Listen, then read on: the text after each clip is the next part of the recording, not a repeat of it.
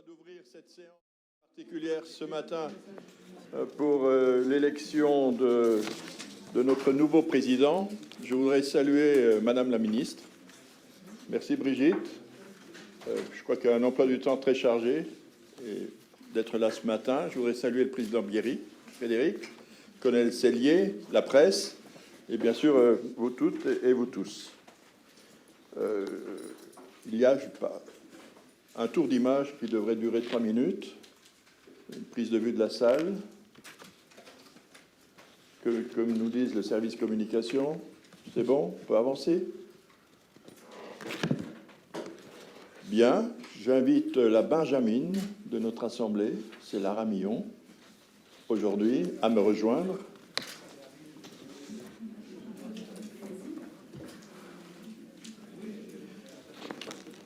Voilà. Et je lui demanderai de faire l'appel.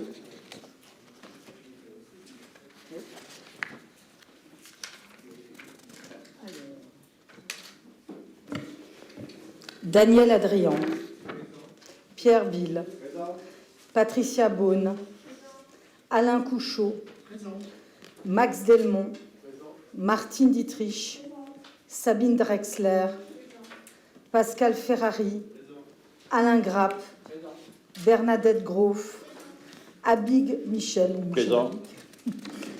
Vincent Hagenbach. Alors, Émilie Elderley est excusée et donne procuration à Monsieur Bill. Yves Medinger. D'accord. Nicolas Gendère est excusé et donne procuration à Madame Drexler. Fatima Yen. Présente. Brigitte Klinkert. Présente. Annick Luttenbacher. Présente. Monique Martin. Présente. Josiane Mellenvetter. Présente. Lara Million. Présente. Betty Muller.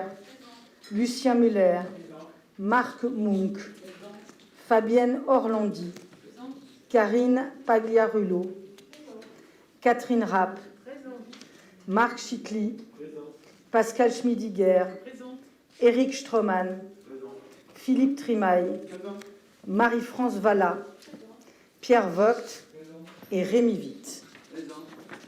Merci Lara.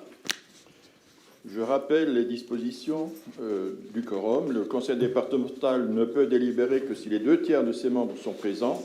Si cette condition n'est pas remplie, la réunion se tient de plein droit 3 jours plus tard. La réunion peut alors avoir lieu sans condition de quorum. Mais là, je constate que le quorum est largement atteint.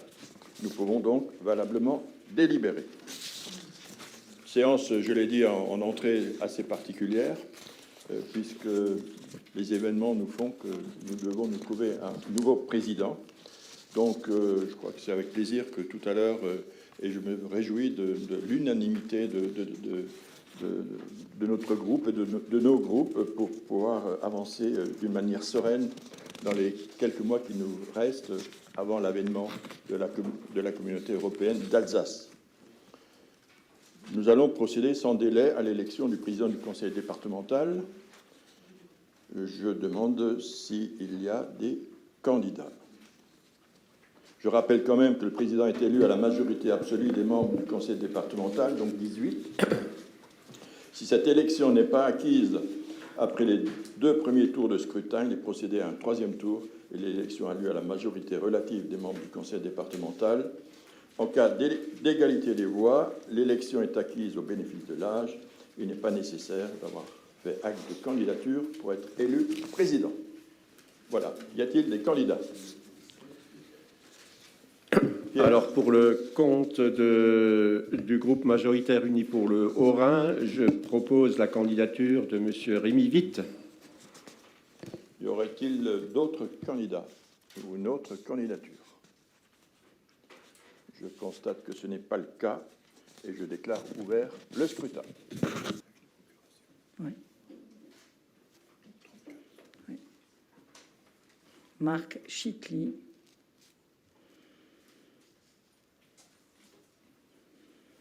Philippe Trimaille.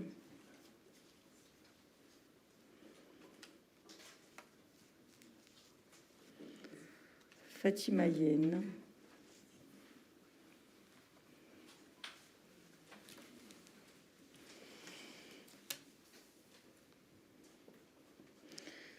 Catherine Rapp.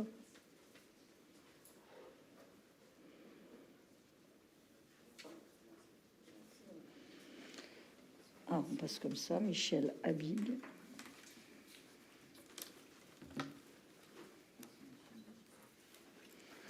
Lara Million.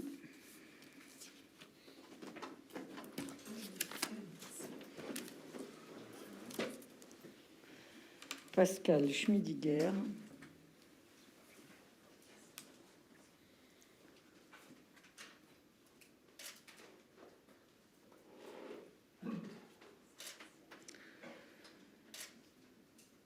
Max Delmont.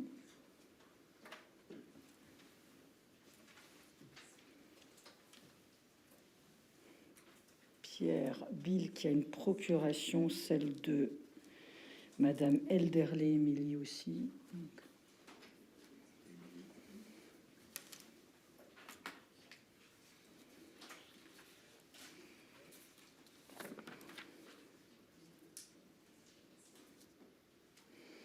Lucien Muller.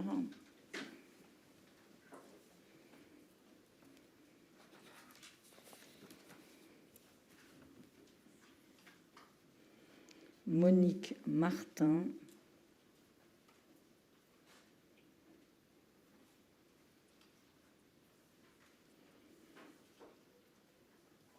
Marie-France Vallat.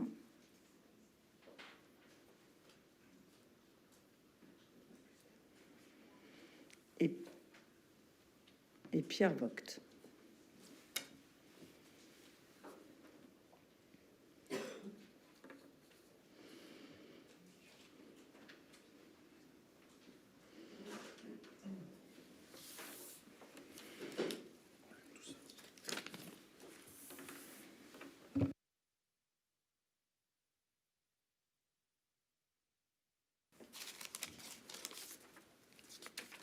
Rémi Witt.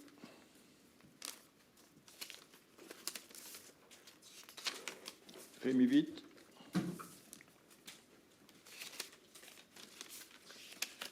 Rémi Witt.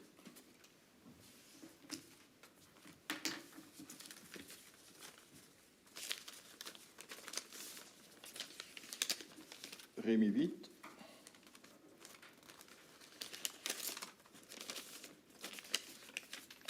Rémi Witt.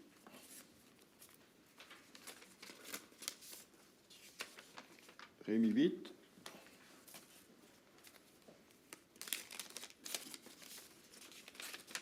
Rémi Witt.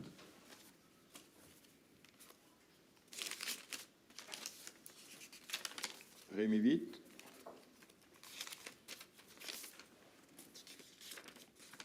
Rémi Witt.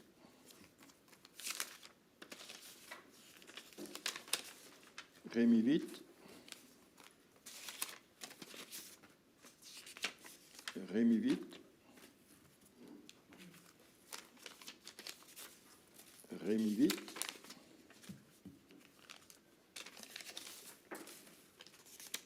Rémi Witt. Et les 10 derniers.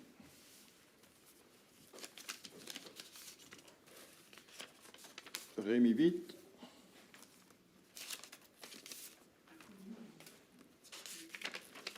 Rémi Witt. Rémi Witt. Rémi Witt. Rémi Witt.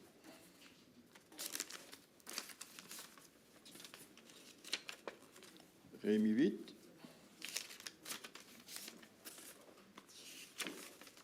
Rémi Witt.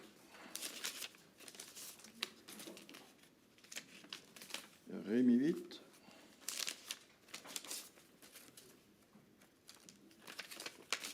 Rémi Witt. Et Rémi Witt. Voilà. Donc 33 votes pour Rémi Witt et un bulletin blanc. Avec toutes mes félicitations, Monsieur le Président.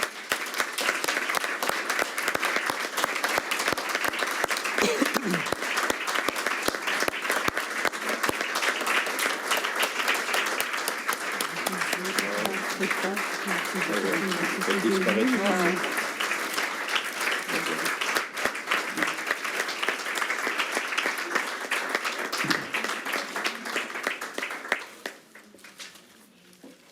Je vous invite à prendre...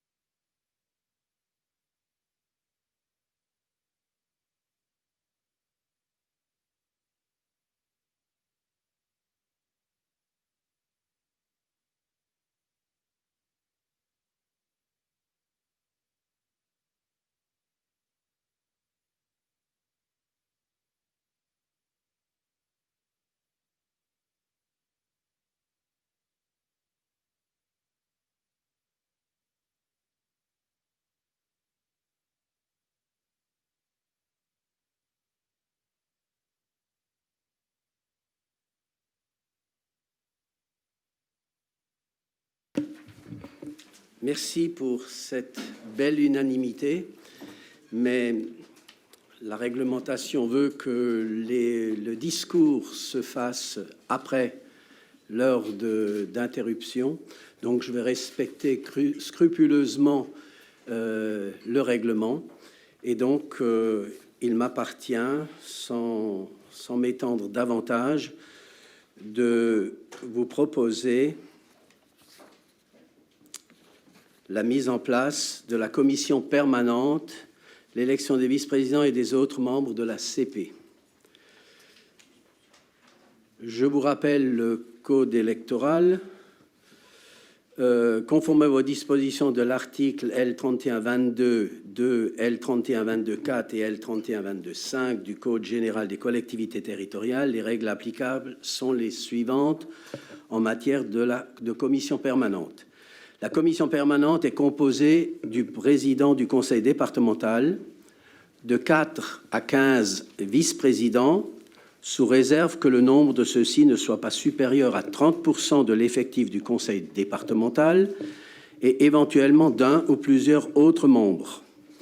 Pour le conseil départemental du Haut-Rhin, jusqu'ici, nous avions 10 vice-présidents, ce qui correspondait à 30% de la composition de l'Assemblée départementale, et l'ensemble des membres de l'Assemblée départementale faisaient partie de la commission permanente, comme d'ailleurs c'est le cas dans certains départements, et notamment chez nos amis barinois, je crois qu'ils ont également en application cette formule.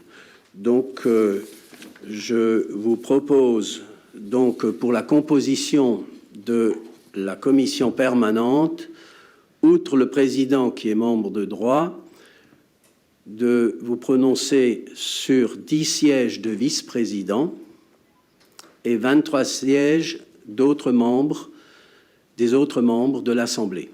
Donc, une commission permanente complète des 34 élus départementaux. Les vice-présidents seront dans l'ordre du tableau, premier, deuxième, troisième. En revanche, les 23 autres sièges seront présentés dans le cadre d'une liste alphabétique en alternance femmes, hommes, donc tout à l'heure. Donc nous aurons à voter tout à l'heure, après la reprise de notre séance, la composition ou les membres de la commission permanente. Mais pour l'instant, je vous demande de vous prononcer sur la composition, c'est-à-dire président de droit, 10 sièges de vice-président et 23 sièges de conseillers départementaux. Je mets aux voix cette composition. Est-ce qu'il y a des oppositions? Est-ce qu'il y a des abstentions? Quels sont les votes favorables? Là aussi, je constate que c'est une belle unanimité et je vous en remercie. Donc, le vote est donc ainsi proclamé. 10 vice-présidents, 23 sièges de membres départementaux. Et donc, il m'appartient maintenant de prononcer tout à l'heure l'interruption de séance, juste pour rappeler la règle, au cas où, sait-on jamais, que chaque conseiller départemental peut présenter une liste de candidats, puisque les candidats à la commission départementale sont votés par liste, même incomplète, cette liste, mais que nul ne peut figurer sur plus de 2 listes à la fois. Il faut également garantir la parité. Chacune des listes devra présenter alternativement un candidat de chaque sexe. Le sexe du candidat en tête de liste est sans lien avec le sexe du président élu. Les 10 premiers noms de la liste sont vice-présidents. Donc voilà, c'est la règle que je me devais de vous énoncer, même si à partir du moment où tout le monde est sur une liste et que tout le monde est membre de la commission permanente, on peut difficilement mener une deuxième liste. C'était juste pour la petite anecdote. Donc voilà. Donc 1 heure d'interruption de séance, c'est réglementaire. Je suis désolé, même si notre unanimité aurait pu nous faire penser qu'on aurait peut-être pu se passer de cette heure de suspension, mais elle est de droit, elle est obligatoire. Donc, si vous me permettez, il est 9h57. Je prononce la suspension de séance d'1 heure. À 10h57, nous nous retrouvons dans cette salle. Merci à vous. Mesdames et messieurs, chers collègues, il est 10h57. L'heure de suspension est arrivée à son terme. J'ouvre donc la séance pour la deuxième partie de notre réunion.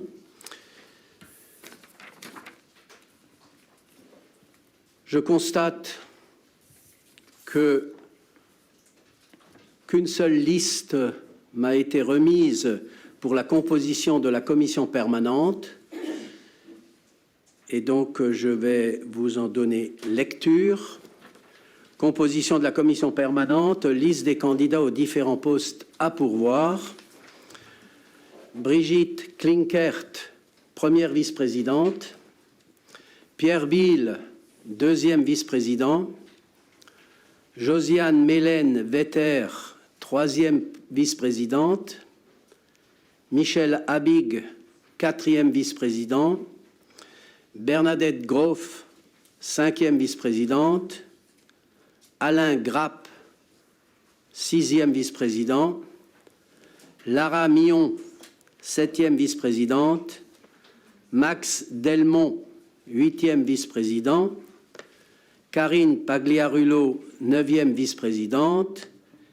Nicolas Genders, dixième vice-président. Ensuite, les autres membres de la commission permanente dans l'ordre alphabétique, mais en alternat femmes-hommes. Patricia Beaune, Daniel Adrian, Martine Dietrich, Alain Couchot, Sabine Drexler, Pascal Ferrari, Émilie Elderlé, Vincent Hagenbach, Fatima Yen, Yves Emendinger, Annick Luttenbacher, Lucien Muller, Monique Martin, Marc Munk, Betty Muller, Éric Stroman, Fabienne Orlandi, Marc Chitli, Catherine Rapp, Philippe Trimaille, Pascal Schmidiger, Pierre Vogt, Marie-France Vallat.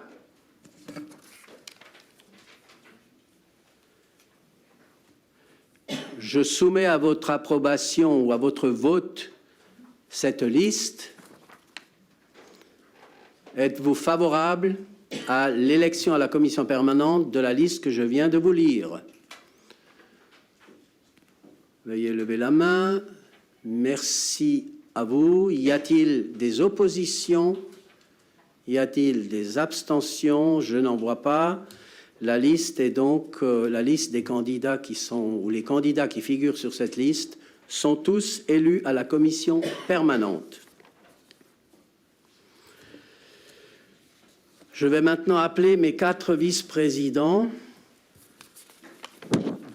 pour me rejoindre autour de la table présidentielle, à savoir Brigitte Klinkert, Pierre Biel, Josiane Mélène et Michel Habig. Venez, rejoignez-moi.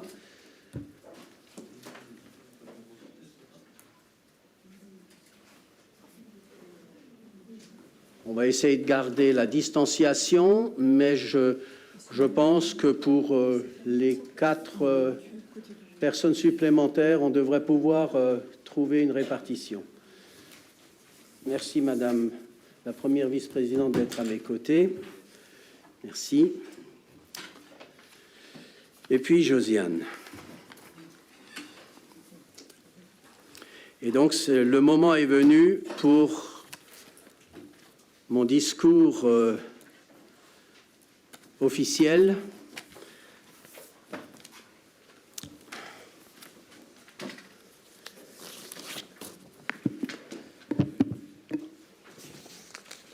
Bien.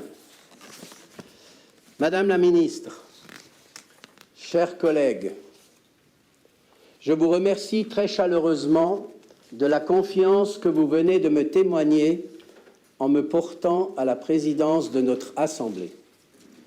Votre vote me touche sincèrement, car il résonne en moi comme une marque de reconnaissance, celle du travail effectué pendant de très nombreuses années, à la fois dans mon territoire, mais également ici à Colmar, dans le cadre de mes fonctions de premier vice-président, notamment aux côtés d'Éric Stroman et de Brigitte Klinkert, que je tiens d'ailleurs à remercier tous les deux, en votre nom à tous, pour leur dévouement à la tête de cette collectivité. Je pense qu'on peut les applaudir.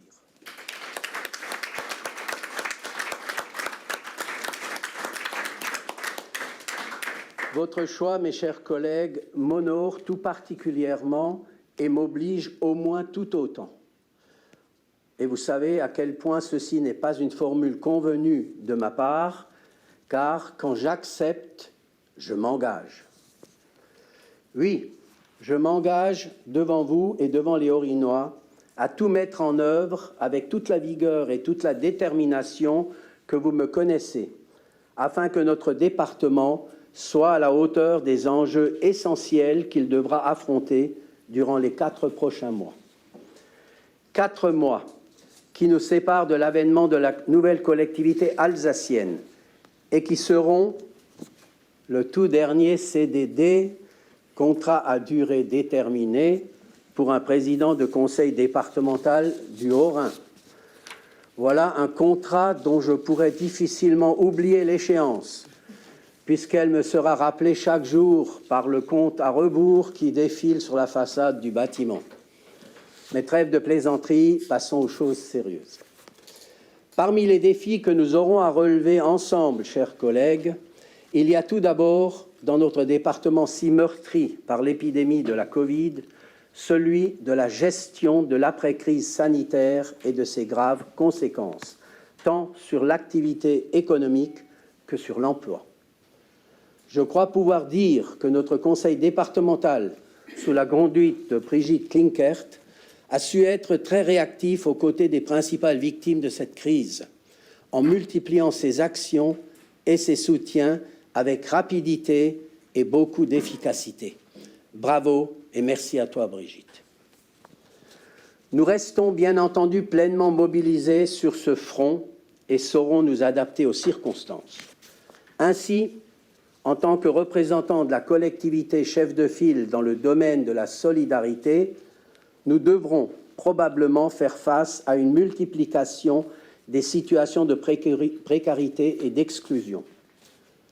Par ailleurs, en tant qu'élus sérieusement préoccupés par l'avenir de nos jeunes, nous devrons continuer à favoriser leur épanouissement et leur réussite, car ils sont sans doute les principales victimes à moyen et à long terme de la crise économique en cours. Enfin, je tiens à ce que notre collectivité se montre vigilante et exemplaire dans la prévention d'une éventuelle deuxième vague de l'épidémie. C'est pourquoi j'appelle chacun de nous qu'ils soient élus ou collaborateurs, à un respect scrupuleux des mesures de protection préconisées par les autorités sanitaires. Il en va de notre santé, de celle de nos concitoyens, mais aussi de celle de nos entreprises et de nos associations. Il est possible que nous traversions encore quelques périodes délicates à cause du coronavirus, mais nous les surmonterons en gardant notre cap et en nous souvenant de cette phrase de Charles de Gaulle: « Soyons fermes, purs et fidèles. Au bout de nos peines, il y a la plus grande gloire du monde, celle des hommes qui n'ont pas cédé. » Sous-entendu, femmes et hommes, bien entendu. Le deuxième objectif que nous devons poursuivre ensemble durant ces prochains mois consiste tout simplement à continuer à exercer nos compétences, à conduire nos politiques et à mener les actions prévues dans le cadre du budget 2020. Je m'inscris évidemment dans leur parfaite continuité. Il s'agit avant tout de finir les chantiers qui peuvent l'être, de poursuivre sans perdre de temps les travaux en cours et de lancer les opérations qui ont pris du retard suite à la crise sanitaire. L'économie a absolument besoin de travail. Parmi les échéances incontournables des jours et semaines à venir, il y a bien sûr la rentrée scolaire 2020-2021, qui aura lieu, vous le savez, dans des conditions sanitaires extrêmement particulières. Du côté du Conseil départemental, je crois pouvoir dire que nous avons fait le nécessaire pour que cette année scolaire se déroule au mieux dans nos collèges. Conformément à notre stratégie Prêt pour la réussite éducative de tous, des travaux ont été menés dans de nombreux établissements afin d'améliorer les conditions d'accueil et d'enseignement. L'une des opérations les plus emblématiques dans ce domaine est celle du nouveau collège Kennedy de Mulhouse, dont les travaux vont durer 28 mois et s'élèveront à plus de 15 millions d'euros. Si je l'évoque devant vous aujourd'hui, c'est parce qu'en prévision de cette rentrée, le chantier a nécessité un transfert des élèves vers l'ancien lycée Claudel, qu'il a fallu préalablement remettre en état pour un montant global de 520 000 euros de travaux. Des mesures d'accompagnement ont également été prises et mises en place en étroite concertation avec la ville de Mulhouse, la M2A et les services de l'éducation nationale, que je salue et que je remercie chaleureusement. Dans nos autres domaines de compétences, de nombreux dossiers devront avancer d'ici la fin de l'année. Il en va ainsi de certains travaux routiers structurants, de notre politique de développement territorial dont les programmes représentent des soutiens indispensables pour les communes et les intercommunalités, et bien évidemment de nos actions en faveur de la transition énergétique, si fondamentale dans le contexte de l'après-Fessenheim. Je tiens aussi à évoquer notre importante contribution à 2 stratégies nationales dans le domaine de la solidarité. L'une pour la lutte contre la pauvreté, l'autre pour la protection de l'enfance. Je veux enfin parler de notre stratégie OR, dont je rappelle qu'elle préfigure le rôle fondamental qu'aura la collectivité européenne d'Alsace, en matière transfrontalière notamment, et qui continuera à se décliner au fil des prochaines semaines à travers des réalisations très concrètes. Par exemple, la démarche Recrute OR, menée avec Eltern Alsace pour le recrutement d'intervenants bilingues en milieu scolaire, ou encore l'application numérique OR du Rhin, qui sera lancée à destination des jeunes pour favoriser l'apprentissage de la langue de nos voisins. Venons-en à présent à notre 3e objectif. Il s'agit bien sûr de cette toute dernière ligne droite que nous allons emprunter ensemble avec nos collaborateurs en direction de la collectivité européenne d'Alsace. Cette CEA que nous avons appelée de nos vœux, que nous avons obtenue de la part de l'État et qu'il nous appartient d'organiser en étroite concertation avec nos amis barinois dans l'intérêt de tous les Alsaciens et de tous les Alsaciens. Sachez que j'aborde ce 3e défi avec confiance et sérénité, mais aussi et surtout avec un très grand sens des responsabilités. Tout d'abord, parce que, comme vous, chers collègues, je suis naturellement alsacien et donc particulièrement fier de pouvoir porter ce beau projet jusqu'à son terme. Avec, j'en suis convaincu, l'appui déterminant et déterminé de Madame la ministre, qui m'a précédé dans cette mission et qui m'accompagnera durant les 4 prochains mois. Ensuite, parce que je suis, comme vous, chers collègues, profondément orinois, et donc particulièrement soucieux de voir notre département prendre toute sa place dans la construction, l'organisation et le fonctionnement de la future collectivité.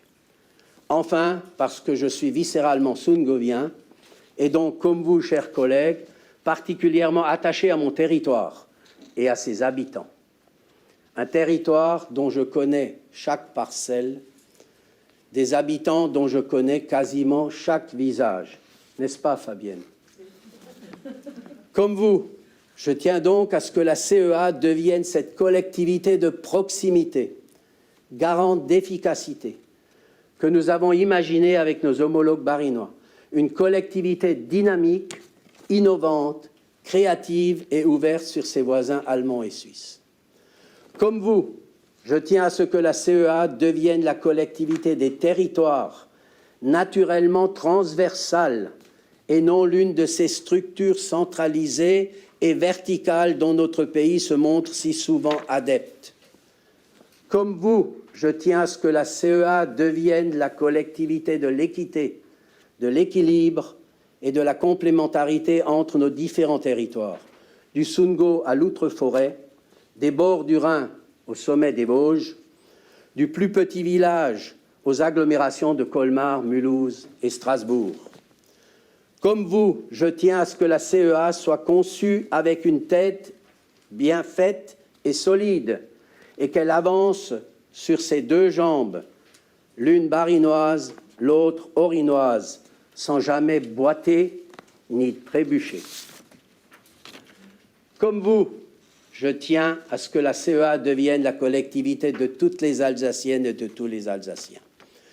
Et elle le sera, car elle saura incarner les valeurs qui ont toujours fait la force de l'Alsace, notamment l'esprit de solidarité, la volonté d'entreprendre, le goût de l'excellence et le sens de l'engagement.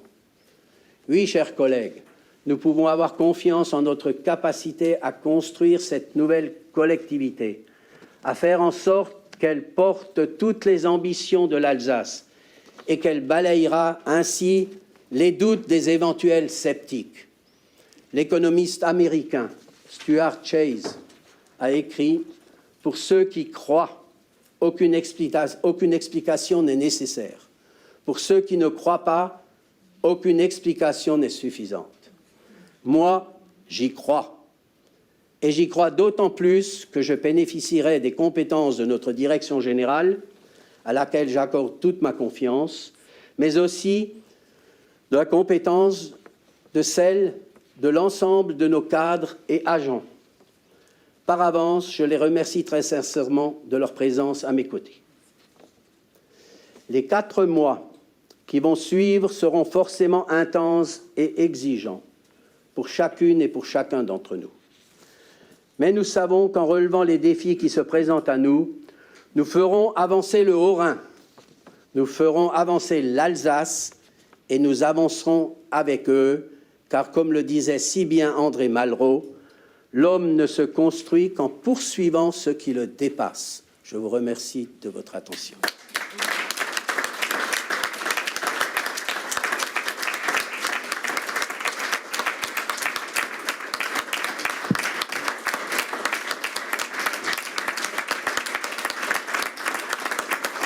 Merci, mesdames et messieurs. Merci. Merci pour ces applaudissements et cette adhésion massive à ce message. Merci. Bien, il m'appartient maintenant de demander s'il y a d'autres intervenants, si d'autres collègues souhaitent prendre la parole. Monsieur Pierre Bill, vous avez la parole. Merci, Président. Mesdames, Messieurs, chers collègues, Nous sommes réunis ce matin pour un moment important de la vie de notre collectivité. Dans quelques minutes, nous allons élire le dernier président du conseil départemental du Haut-Rhin. En fait, nous l'avons élu. Hein. Je vous le confirme. J'allais dire, il y en a un autre maintenant. Nous avons élu le dernier président du conseil départemental du Haut-Rhin. Vous le savez, l'instant est historique et solennel, tant les responsabilités sont grandes et encourageantes pour l'avenir. Je crois que le discours était prévu d'être à d'autres endroits. L'avenir, justement, c'est celui de l'Alsace et la naissance, dans quelques semaines, de la collectivité européenne d'Alsace. Depuis 2015 et la mise en place de la réforme territoriale, nous nous sommes battus pour faire respecter les particularités, les spécificités et les forces de notre territoire. Nous avons su nous rassembler derrière un projet dans le seul et unique but de faire rayonner nos richesses. Aujourd'hui, nous ne sommes plus qu'à 126 jours de l'avènement de cette nouvelle collectivité. Nous pouvons le dire, nous sommes définitivement tournés vers l'avenir. L'un des moteurs de la CEA, vous le savez tous, sera la proximité. La crise actuelle nous l'a une nouvelle fois démontré. Le département est l'échelon de cohérence, de bon sens et de pragmatisme. Dès le début, nous nous sommes mobilisés auprès des acteurs de terrain, hôpitaux, services sociaux et de santé, monde économique, filière touristique, filière associative, mais aussi et avant tout auprès des communes qui représentent le premier échelon de proximité. Les communes qui constituent le premier rempart face aux difficultés de nos concitoyens se doivent en effet d'être soutenues. L'intelligence des territoires n'est pas une vaine expression, c'est une réalité. Durant cette crise, nous avons également su travailler avec nos voisins allemands et suisses en unissant nos forces et nos moyens pour sauver des vies et combattre l'épidémie. La coopération transfrontalière en sort inévitablement renforcée et prouve que notre destin est intimement lié à l'espace rhénan et ses valeurs de fraternité et de solidarité. Ces valeurs qui vous sont chères, Madame la Ministre, chère Brigitte, et au nom du groupe Unis pour le Haut-Rhin, que j'ai la chance de présider, je vous adresse une nouvelle fois toutes nos félicitations pour votre nomination au gouvernement. Chère Brigitte, nous connaissons toutes vos qualités et votre engagement inlassable dans l'ensemble des projets que vous entreprenez. Votre énergie communicative et votre détermination ont su, dans bien des situations, faire la différence. Merci Brigitte pour toute ton action à la tête de notre collectivité. Nous comptons bien évidemment sur vous, Madame la Ministre, afin de faire entendre la voix de l'Alsace au plus haut sommet de l'État. Mais rien n'aurait été possible sans l'ensemble des membres de notre Assemblée. Nous avons toujours travaillé ensemble, avec conviction, face aux défis qui se trouvaient devant nous. Nous avons su faire rayonner notre collectivité au plus proche de tous les espaces de notre département en soutenant des projets majeurs. Je pense en premier lieu à la nécessaire réussite de la reconversion du site de Fessenheim. Je pense aussi aux travaux du barrage de Krüt, à la rénovation de nos collèges et de nos EHPAD, sans oublier la valorisation de notre patrimoine. Fidèle serviteur du département depuis sa première élection en 1979. Alors j'ai fait les comptes, ça fait il y a 41 années. Sur le canton de Dannemarie, devenu entre-temps celui de Masevaux, Rémi Witt n'a eu de cesse d'ancrer notre collectivité dans le quotidien des Haut-Rhinoises et des Haut-Rhinois. Comme il aime à le rappeler, et il vient de le faire tout à l'heure, Rémi Witt est attaché à la ruralité de son Sungo et à son développement. Nous connaissons tous aussi sa longue expérience d'élu local, son sens du consensus et son attachement au dynamisme de tous nos territoires.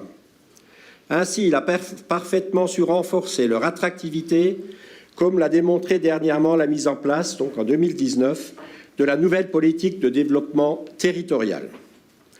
Voilà pourquoi aujourd'hui, le groupe Unis pour le Haut-Rhin a souhaité lui accorder toute sa confiance en soutenant sa candidature à la présidence du conseil départemental du Haut-Rhin. Nous sommes parfaitement convaincus qu'il saura remplir avec brio cette noble entreprise qui consiste à apporter à nos populations les services et les équipements essentiels à la prospérité et au bien vivre ensemble, mais également à conduire notre collectivité dans les meilleures conditions vers la CEA. Le Président nous a fixé les objectifs ce matin. Il mérite tous nos encouragements et nous l'assurons de notre total soutien. Merci pour votre attention.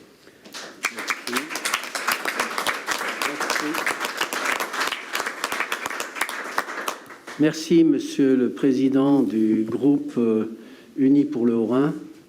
Est-ce qu'il y a d'autres intervenants? Madame Mélène. Merci, Monsieur le Président. Je prends la parole au nom du groupe UDI indépendant, en l'absence de notre chef de groupe Nicolas Gendère. Et je voudrais tout d'abord m'associer très largement et associer les orientations de notre groupe très largement aux propos de notre collègue Pierre Bill. Mais je voudrais aussi, Madame la Ministre, Monsieur le Président, chers collègues, féliciter très chaleureusement notre collègue. J'ai un peu de mal à dire collègue maintenant, Monsieur le Président, Rémi Witt, qui accède aujourd'hui donc à sa fonction. Collègue, je l'espère bien. J'espère bien. Qui accède aux fonctions de président du conseil départemental, et nous tenons à l'assurer de notre soutien plein et entier dans la mission qui est à présent la sienne pour mener à bien nos politiques départementales, mais aussi et surtout pour la mise en œuvre opérationnelle de notre collectivité européenne d'Alsace. Il saura compter sur notre union pour que l'équilibre et l'avenir de tous les territoires soient conformes aux attentes de nos concitoyens. Sa longue expérience et sa connaissance fine d'une assemblée départementale nous laissent à penser qu'il saura défendre les intérêts de notre collectivité avec détermination. L'Alsace des territoires est une philosophie à laquelle nous tenons tous particulièrement. Nous avons tous ce goût de la proximité qui nous a toujours conduits à penser des politiques intelligentes, respectueuses des enjeux et des spécificités de nos cantons. Nous savons qu'avec Rémi Witt, à la tête de notre Assemblée, nous avons, comme avec Brigitte Klinkert, un leader garant de cet équilibre subtil et si précieux. Après ces quelques mots de félicitations, cher Monsieur le Président, permettez-moi de m'adresser maintenant à celle qui est devenue aujourd'hui sa première vice-présidente, votre première vice-présidente, Madame la Ministre, chère Brigitte. Nous te félicitons très chaleureusement pour ce poste auquel tu as été nommée et que tu as très largement mérité. Je ne sais pas si je peux continuer à te tutoyer. Beaucoup de respect, mais c'est un tu très respectueux. Tu as aujourd'hui la lourde tâche de mener la politique de l'insertion au sein du gouvernement de notre pays dans un contexte ô combien compliqué que nous connaissons tous. C'est une grande fierté pour nous. T'ayant vu à l'œuvre dans ton mandat de présidente de notre Assemblée, nul ne doute de ton énergie et de ta ténacité qui porteront leurs fruits au niveau national. Ça, c'est juste certain. Nous te remercions pour toute l'attention que tu as portée à notre département et pour le respect avec lequel tu as gouverné pendant ces 3 années. Et nous ne doutons pas un seul instant de ton engagement auprès du gouvernement pour défendre notre Alsace dans ta quête d'efficacité et de proximité renforcée. Et tu y arriveras par le biais de cette collectivité européenne d'Alsace pour laquelle tu as tant œuvré. Nous continuons donc tous ensemble notre chemin pour le Haut-Rhin et pour l'Alsace. Et c'est dans ces conditions que nous avons surmonté les épreuves les unes après les autres. Et c'est dans ces conditions que nous démontrerons que même en politique, l'union fait la force. Merci beaucoup.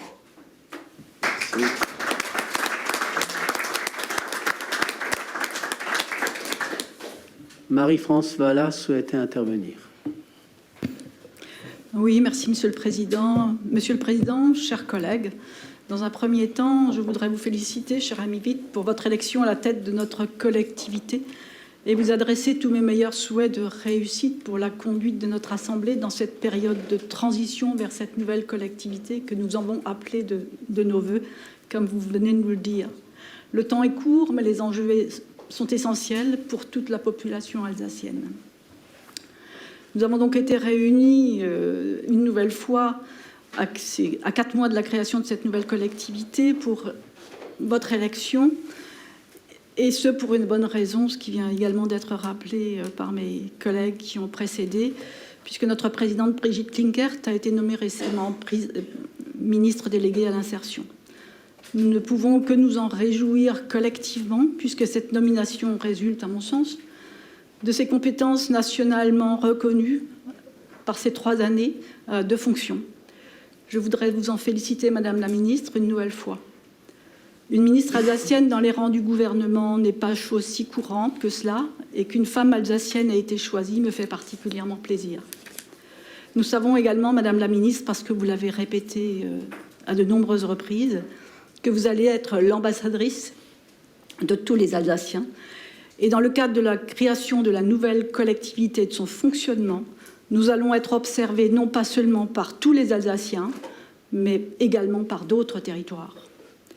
Lors de la première visite de Madame Gouraud, ministre des Territoires, en septembre 2018, j'avais indiqué que j'étais fortement attachée à cette collectivité qui va être créée au 2 janvier 2021, au 1er janvier, mais en réalité le 2, en raison de son histoire passée, mais également de son histoire à venir dans le cadre de la construction européenne. En février 2019, je vous disais dans mon intervention que l'avenir de notre recollectivité restait à co-construire et qu'il était entre nos mains. J'espérais que nous pourrions tous y prendre une part active afin que le meilleur de nos 2 politiques départementales puisse être mis en œuvre dans l'intérêt de tous. La création de la nouvelle collectivité m'a fait envisager de rejoindre le groupe politique comprenant les personnes adhérant à l'UDI et les indépendants. Je souhaite en effet participer activement à la construction de la CEA pour que celle-ci reste une collectivité de proximité au service de l'ensemble des Alsaciens, de manière tout à fait équilibrée, sans esprit partisan pour le Bas-Rhin ou pour le Haut-Rhin. Et pour cela, il me semble que nous devons inventer ensemble un nouveau modèle. Dans tous les cas, il est de notre devoir à tous de faire tout ce qui est en notre pouvoir pour que cette collectivité réussisse et soit réellement au service de tous. Ainsi, chaque voix comptera et je souhaite m'engager clairement dans cette voie. Il s'agit pour moi de participer à la réflexion collective et partagée, et je crois qu'il reste du travail sur la planche, dans une démarche constructive. Ayant démissionné du Parti socialiste en février 2018, je me présente dans le groupe UDI et indépendant, présidé donc par Nicolas Gendère, en tant qu'élue indépendante. Je n'ai pas changé et j'ai conservé les valeurs qui sont les miennes, des valeurs humanistes et sociales que je n'ai pas cessé d'exprimer depuis le début de notre mandat. Je me réjouis de pouvoir participer activement à la construction de la CEA dans les mois à venir.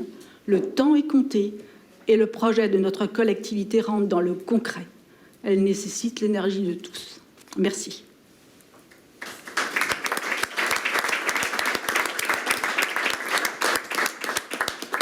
Merci Marie-France. D'autres prises de parole? Monsieur Trimaille. Oui, j'aurais souhaité, à l'écoute des différents discours, m'exprimer solidairement, bien entendu, mais peut-être avec un petit complément de message. Bien entendu, je m'associe aux félicitations qui ont été exprimées. Comme Pierre Bill l'a dit, c'est une séance historique, puisque nous venons d'élire le dernier président du conseil départemental du Haut-Rhin, pour peu qu'il ne soit pas nommé ministre entre-temps, bien entendu. Hein. Bon. Mais mon message est surtout le suivant. d'aucuns pourraient croire qu'il s'agit d'une présidence de transition. Or, je pense que cette présidence fait l'objet d'une véritable exigence qui doit en faire une présidence de construction, une présidence de protection et une présidence d'innovation. Une présidence de construction parce que, comme cela a été rappelé, nous sommes en phase de construction de la collectivité européenne d'Alsace. Rappelez-vous, nous avons trouvé le moyen innovant de répondre au désir d'Alsace qu'exprimaient fortement nos concitoyens. Mais ce qu'il est important de rappeler, c'est que nous y avons répondu en évitant d'aller dans le sens du repli sur soi, mais plutôt en faisant en sorte que l'Alsace puisse devenir l'avant-garde de ce qui fera avancer la France et l'Europe de demain. Et si je rappelle ça, c'est parce qu'il faut toujours que l'on veille, et ce sera aussi de votre responsabilité, Monsieur le Président, de ne pas et de ne jamais se tromper de débat. Si nous avons inventé de toutes pièces un concept, le concept de la collectivité européenne d'Alsace, qui est une nouvelle collectivité, reste maintenant à la réaliser, à la concrétiser, ce qui revient à devoir résoudre une équation qui est facile à poser, mais qui est difficile à résoudre, à savoir faire converger les politiques départementales en ne faisant que des gagnants, en tout cas en faisant en sorte qu'il n'y ait aucun perdant, dans les limites, Madame la vice-présidente aux finances, d'un budget maîtrisé. Autant chercher à résoudre la quadrature du cercle, nous allons y arriver, mais nous n'y arriverons que si nous sommes innovants. Président de protection dans la situation sanitaire que nous connaissons. La crise sanitaire, elle n'est pas terminée. Nous sommes et nous demeurons en pleine crise sanitaire, l'épidémie ayant d'ailleurs tendance à se réactiver. On ne parle à ce propos dans les médias que du masque. Mais le masque qui masque les visages ne doit pas masquer la réalité. Le problème qui se pose aujourd'hui n'est pas que sanitaire, même s'il est important. Il est, vous l'avez rappelé, Monsieur le Président, social et il est également sociétal. Vous avez cité la question de la précarité à laquelle il va falloir faire face parce qu'elle risque de se développer. Vous avez cité la question de la jeunesse qu'il va falloir accompagner en cette période. Mais moi, je souhaite également ajouter un enjeu fondamental qui est apparu d'autant plus renforcé à travers cette crise, à savoir l'enjeu des personnes âgées et notamment de ce qui se passe au niveau des EHPAD. La question est de savoir comment y gérer la sécurité sanitaire en évitant un mal tout aussi grave qui est l'isolement. Et c'est ce qu'on a vu au moment du confinement. Nous devrons donc travailler collectivement à inventer un nouveau modèle qui permette aux personnes âgées et notamment aux pensionnaires des EHPAD d'être ouverts sur la société et même de s'y voir reconnaître une place active tout en étant protégés. Je pense qu'il y a un enjeu de société très important. Et évidemment, au-delà du sujet des personnes âgées et des EHPAD, la question à laquelle nous avons à faire face, c'est de savoir comment nous allons pouvoir vivre avec le virus. Et cela reste à inventer. Président de construction, président de protection, mais également un président d'innovation dans le cadre de la crise économique qui est induite par la crise sanitaire. Crise économique, ne vous leurrez pas, qui est en train de se déclarer. Tous les signaux l'attestent, ce qui est inquiétant. Face à cette situation, nous devons bien évidemment faire bloc. Haut-Rhin et Bas-Rhin, en synergie avec tous les acteurs concernés, qu'ils soient institutionnels ou privés, et bien entendu la future collectivité européenne d'Alsace. Mais nous devons y faire face en faisant paradoxalement de cette situation une opportunité, c'est-à-dire en renforçant le tissu économique de notre territoire pour qu'il soit à l'avenir plus résistant et en anticipant ce que seront les opportunités de demain, de sorte que les acteurs économiques concernés soient prêts le moment venu. Bref, nous devons travailler à passer la crise en faisant en sorte d'en sortir renforcée. Dans ce contexte, la marque Alsace, qui est gérée aujourd'hui par la DIRA, a un rôle majeur à jouer, à savoir donner envie d'Alsace en mettant en avant ce qu'est fondamentalement l'Alsace éternelle, avec ses valeurs de sérieux, d'exigence, de qualité et d'ouverture aux autres. Et, je vous l'annonce, ça marche. Depuis le 1er juillet, la marque Alsace a dépassé les 2,5 millions d'abonnés sur les réseaux sociaux. Ces publications ont été vues 21 millions de fois, soit 10% de plus par rapport à la même période en 2019. Et mieux encore, ces publications ont en même temps généré 1 million de réactions positives, que ce soit des likes, des partages ou des commentaires, soit 27% de plus par rapport à la même période en 2019. Bref, l'Alsace a la cote, il faut le savoir, et c'est ce qui en fait un territoire d'avenir. À nous de contribuer solidairement et efficacement à concrétiser cet avenir en faisant de la collectivité européenne d'Alsace l'outil de son développement et de sa prospérité. Pour cela, Monsieur le Président, vous pouvez compter sur nous autant que nous comptons sur vous. Merci. Merci Philippe. Merci Philippe. D'autres demandes de parole?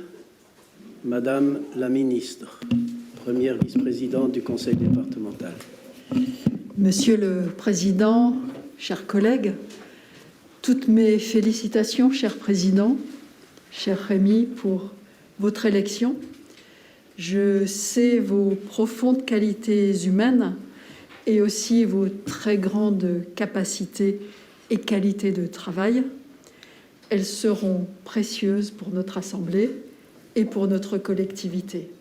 Je sais qu'avec vous, le Conseil départemental du Haut-Rhin est entre de bonnes mains. Vous pouvez compter sur moi à vos côtés dans l'exercice de cette mission exigeante et passionnante. Vous pouvez compter sur moi comme j'ai pu compter sur vous.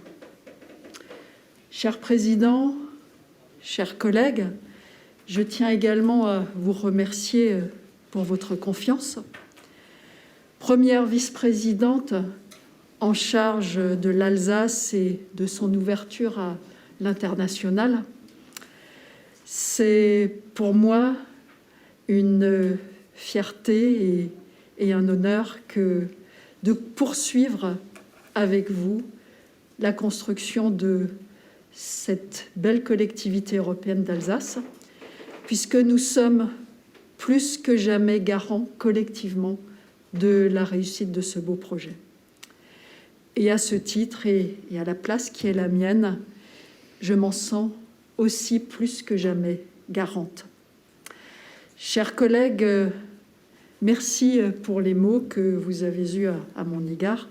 Cela a été un honneur et un grand bonheur, vraiment, de présider l'Assemblée départementale du Haut-Rhin pendant près de 3 années, à la suite d'Éric Stroman. Aujourd'hui, c'est pour moi une fierté et un honneur que de représenter l'Alsace au sein du gouvernement de la France. Et c'est une fierté et un honneur que de pouvoir continuer à agir à vos côtés, ici, dans cette Alsace qui ne cesse jamais d'habiter mon cœur. Ministre de l'Insertion, ma feuille de route est de ne laisser personne au bord du chemin. C'est une préoccupation que nous partageons ici et qui constitue également une ligne directrice pour la collectivité européenne d'Alsace. Je suis ministre, mais je reste aussi une élue de terrain, et je le dis chaque jour, une élue de terrain ancrée sur mon territoire, européenne convaincue et passionnément alsacienne. Alors, cher président, cher Rémi Witt, chers collègues, plus que jamais unis et soudés pour les Haut-Rhinois et pour les Alsaciens, je me réjouis vraiment de continuer à œuvrer ensemble pour l'Alsace. Je vous remercie. Merci.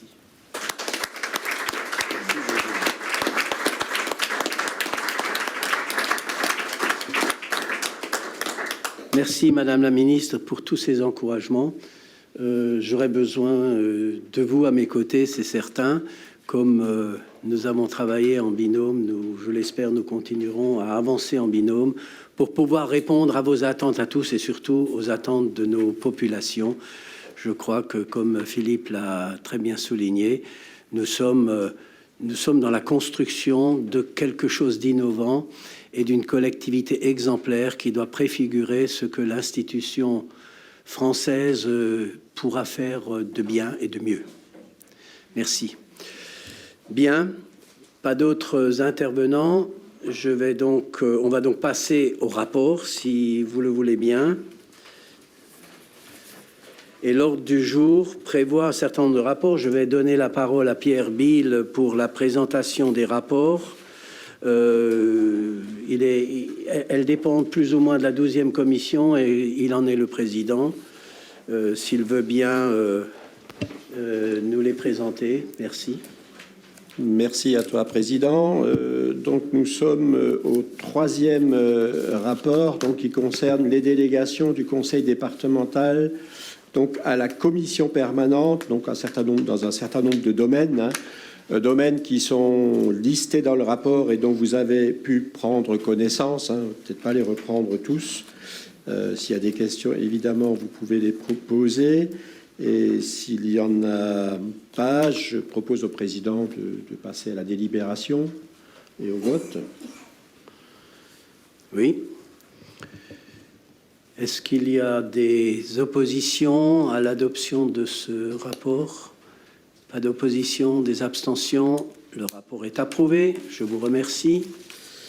Voilà, donc nous poursuivons avec le 4e rapport qui est du même style, puisqu'il concerne les délégations qui sont données au président du conseil départemental. Et là aussi, dans le rapport, vous retrouvez l'ensemble des délégations donc, qui sont concernées et qu'il y a lieu donc d'approuver ce matin. Voilà, Président. Fait voter. Voilà, comme il s'agit des délégations au président, c'est à moi de vous soumettre le rapport aux voix. Qui est-ce qui est contre? Qui est-ce qui s'abstient? Rapport adopté. Je vous remercie, chers collègues. Merci, Brigitte. Donc, je poursuis, Président. Oui, on est au 5e rapport qui concerne les commissions du conseil départemental. Et donc, il y a donc les commissions qui fonctionnaient jusqu'à présent. Donc, on a prévu évidemment de poursuivre ce fonctionnement. Et vous avez dans le rapport donc la liste de ces commissions. Peut-être vous les lire. Donc, les commissions s'articulent de la façon suivante.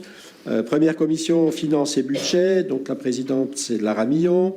Vice-présidente, rapporteur général du budget, Fabienne Orlandi. Deuxième commission, aménagement du territoire et du tourisme, président Nicolas Gendère, vice-président rapporteur Yves Emedinger. Troisième commission, route, voirie et infrastructure, président donc Alain Grappe, vice-président rapporteur Lucien Muller. Quatrième commission, solidarité et autonomie, président de la commission Alain Couchot, vice-présidente rapporteur Karine Pagliarulo.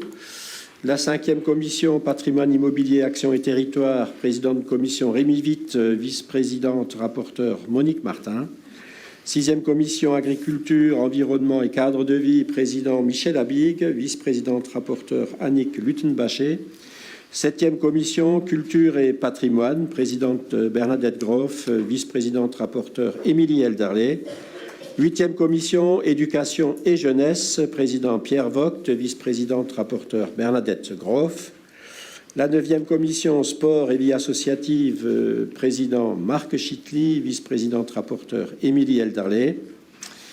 La 10e commission solidarité, famille, insertion et logement, présidente de la commission Fatima Yen, vice-présidente rapporteur Patricia Bonne. La 11e commission action, relations internationales et promotion du bilinguisme, président Daniel Adrian, vice-présidente rapporteur Pascal Schmidiger. Et enfin, la 12e commission, administration générale et ressources humaines, président Pierre Bill, vice-présidente, rapporteur Fabienne Orlandi. On vous rappelle que le président du conseil départemental est membre de droit de chacune des commissions et qu'à l'occasion de la séance publique, chaque conseiller départemental donc s'inscrit dans la ou les commissions thématiques de son choix, ou alors vous y restez, puisque vous y êtes dans la plupart.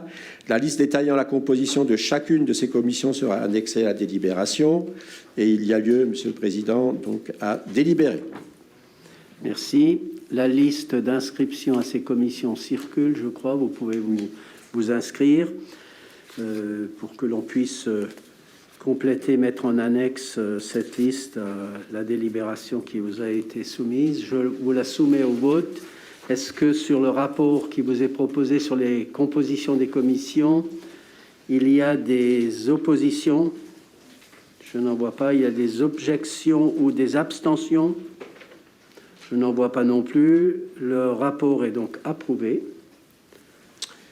Très bien. On propose de passer donc au rapport 6 qui concerne la désignation des conseillers délégués dans les commissions thématiques. Donc là aussi, on vous propose de redésigner donc les conseillers qui étaient, je crois, donc toutes et tous en place. Je vous rappelle les personnes qui sont concernées. Donc Patricia Bonne et les différentes missions de chacune et de chacun. Donc pour Patricia Bonne, observation et pilotage des politiques de l'enfance en lien avec les territoires. Martine Dietrich, le dialogue interreligieux. Sabine Drexler, jeunesse, citoyenneté et engagement. Pascal Ferrari, numérique, recherche et innovation. Émilie Elderlé, développement durable. Yves Emmedinger, sécurité et prévention de la radicalisation et des comportements à risque. Annick Luttenbacher, montagne, massif vosgien. Marc Munk, qualité de vie et sécurité des agents au travail, innovation et création dans l'action publique. Fabienne Orlandi, l'emploi. Catherine Rapp, égalité et lutte contre les discriminations. Pascal Schmidiger, action et relations internationales ainsi que le bilinguisme. Et Philippe Trimaille, impact des politiques départementales sur l'emploi et l'activité. OK. S'agissant de délégation ou de conseillers délégués, je vais faire la chose inverse. Je vais vous faire voter à main levée. Qui est favorable? Merci. Qui s'oppose? Qui s'abstient? Personne. Les collègues sont donc désignés dans leur délégation. Voilà, donc on passe au rapport 7 qui concerne l'élection des membres de la commission d'appel d'offres, du jury de concours, de la commission de délégation de services publics et de la commission interne des marchés à procédure donc adaptée. Le présent rapport a pour objet d'élire les membres titulaires et suppléants du conseil départemental, donc au sein de la commission d'appel d'offres, du jury de concours, de la commission de délégation de services publics et de la commission interne des marchés à procédure adaptée. Donc je vous rappelle les personnes qui sont concernées. Donc titulaire Michel Abig, Marc Munk, Pierre Vogt, Patricia Bonne, Fabienne Orlandi. Et en suppléant, donc Marie-France Valla, Betty Muller, Pierre Bill, Lara Millon et Éric Stroman. Donc voilà les éléments que j'ai. Donc il vous est proposé d'élire 5 conseillers départementaux titulaires et 5 conseillers départementaux suppléants comme membre de la commission d'appel d'offres et de la commission interne des marchés à procédure adaptée. Élire 5 conseillers départementaux titulaires et 5 conseillers départementaux suppléants comme membres du jury de concours. Et enfin, élire 5 conseillers départementaux titulaires et 5 conseillers départementaux suppléants comme membres de la commission de délégation des services publics. Bien, merci. Je vais également, c'est une commission qui est très encadrée par les textes, commission d'appel d'offres. Je vais également faire voter à main levée sur la composition de cette commission. Êtes-vous d'accord avec les personnes proposées? Merci. Y a-t-il des oppositions? Y a-t-il des abstentions? Ce n'est pas le cas. Je tiens à vous préciser que je désignerai spécialement, que je déléguerai particulièrement à la présidence de la commission d'appel d'offres, jury concours et la délégation des services publics et des marchés en procédure adaptée, le collègue Lucien Muller, qui a exercé jusqu'ici et qui est tout à fait d'accord à continuer à poursuivre cette mission. Il sera donc le président de la commission d'appel d'offres. Merci.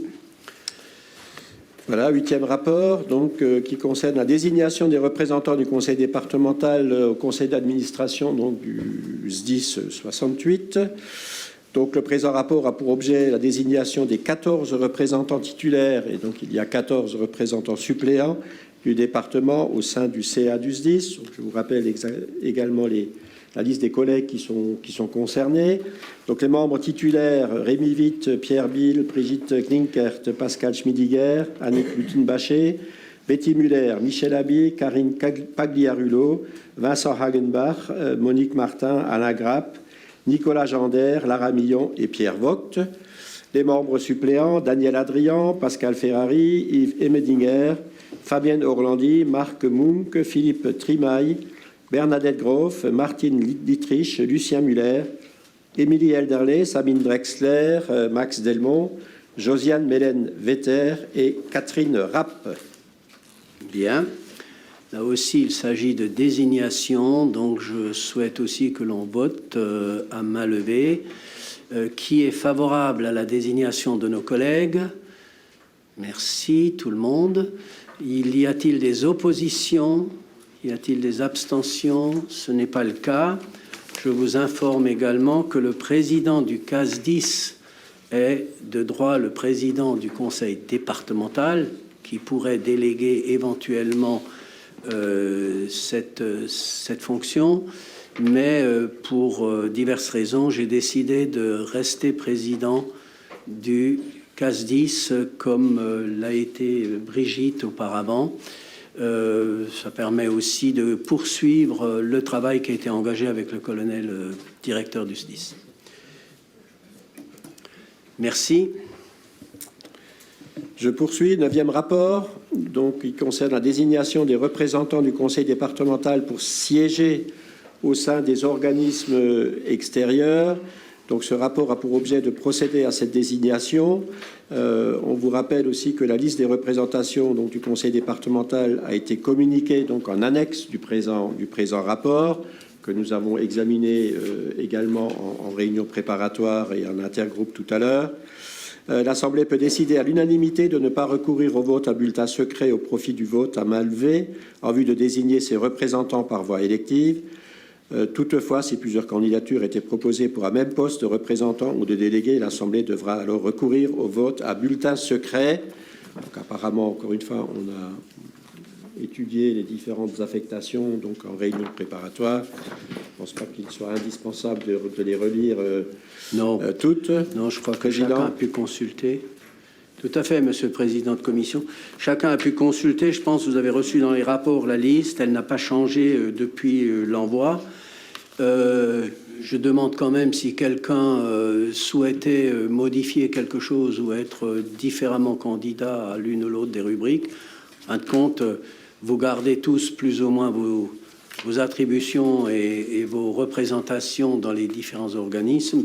Ce qui a finalement changé, c'est les attributions qu'avait Madame la Ministre et moi-même par rapport à nos nouvelles fonctions maintenant. Et puis on a profité pour mettre aussi à jour suite à l'élection municipale, la situation de l'un ou l'autre des collègues qui siège aujourd'hui en tant que maire dans ces organismes et ne peut plus siéger en tant que délégué départemental.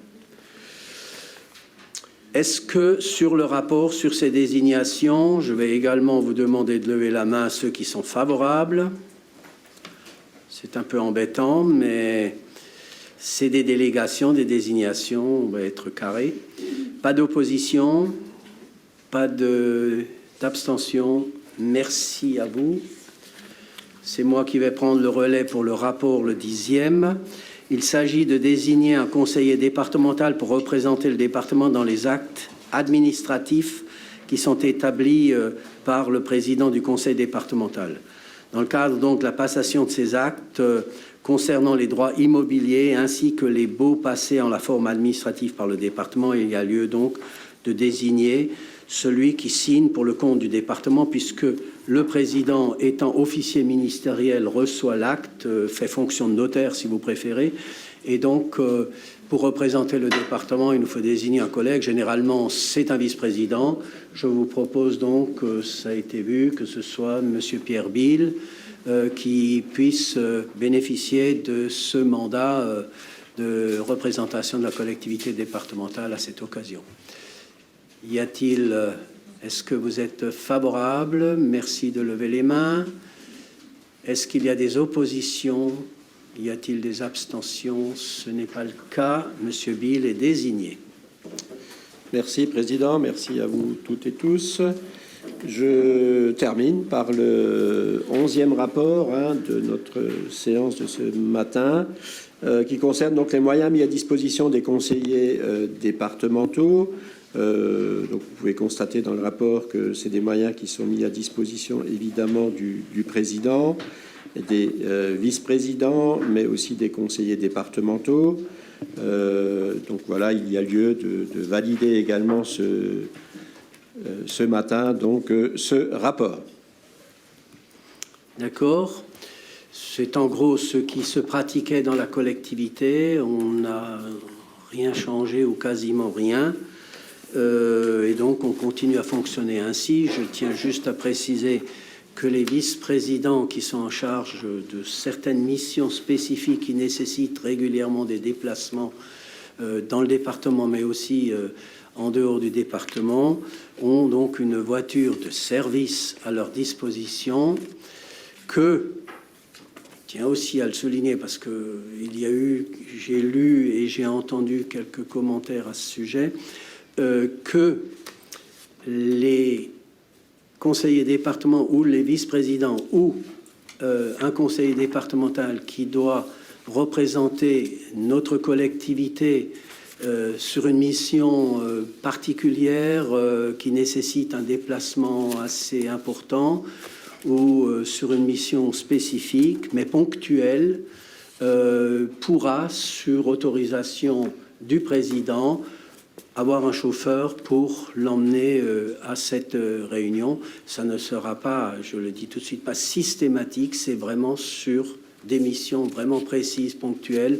Je pense notamment les schémas régionaux où il faut aller représenter la collectivité parce que voilà, il y a du déplacement. Souvent, ce n'est pas l'élu tout seul qui est conduit, il y a parfois aussi le directeur ou les représentants de l'administration qui sont en charge du sujet, qui l'accompagnent, et c'est souvent du covoiturage qui se fait.